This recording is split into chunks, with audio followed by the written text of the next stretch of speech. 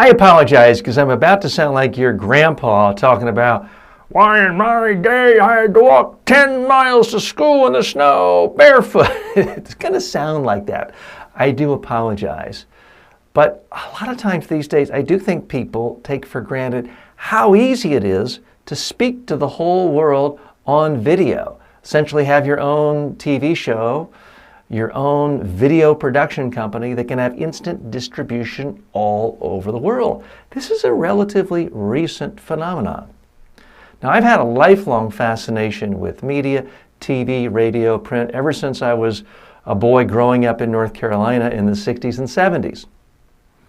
Never forget my first crystal radio that I got. That's one where you don't need a battery. I listened to late night talk radio when I was 12 years old in 1974. So things have come a long way since then. In the 1980s, I had this brilliant idea that I wanted to be a famous talk show host. Now these days, you want to do it, you just start shooting, put it up on YouTube, and you promote. A little different back then. I had to talk someone into giving me money, a bunch of money. I had to hire a TV production crew. I had to shoot the pilot.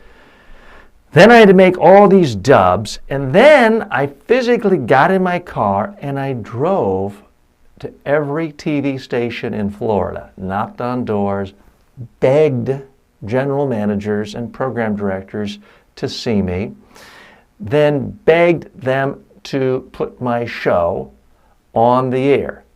Somehow I was able to do this, and I got on 10 different stations throughout Florida, every single media market. And it was a weekly show.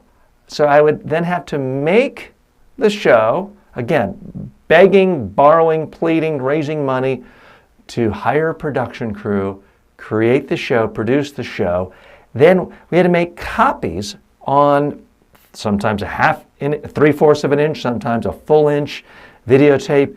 We then had to FedEx this video to stations all over the state. It was an extraordinarily difficult, time-consuming, expensive process. And that happened for a couple of years. And when it was all done, I had some great stories, some great experiences, and a mountain of debt. These days, if you want to fail like me, you can fail without having debt. You can just create your show, distribute on YouTube, Facebook, elsewhere, and if you don't have a huge audience, you don't end up with a lot of debt. So I do want you to realize that we're in a golden opportunity, a golden era for creators. If you've got a great idea, create it, put it out there. You don't have nearly as much to lose as I did, or most people throughout history. Okay, so why do I tell that story? Part of it is I just want people to realize it's so much easier now to create video, whether you call it a TV show, a documentary, a short video, whatever you want to call it, something where you're speaking on video. It's never been easier to create that and to distribute it. Doesn't mean it's easy to make money. That's a separate issue.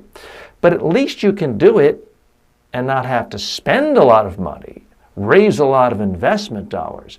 That changes things completely. So I do want to encourage people, don't just wait to have someone hand you a talk show or to invite you on a show. You can initiate now without having to be like me and going into a bunch of debt and driving around to TV stations. You don't have to deal with all the gatekeepers anymore. You can go right to an audience.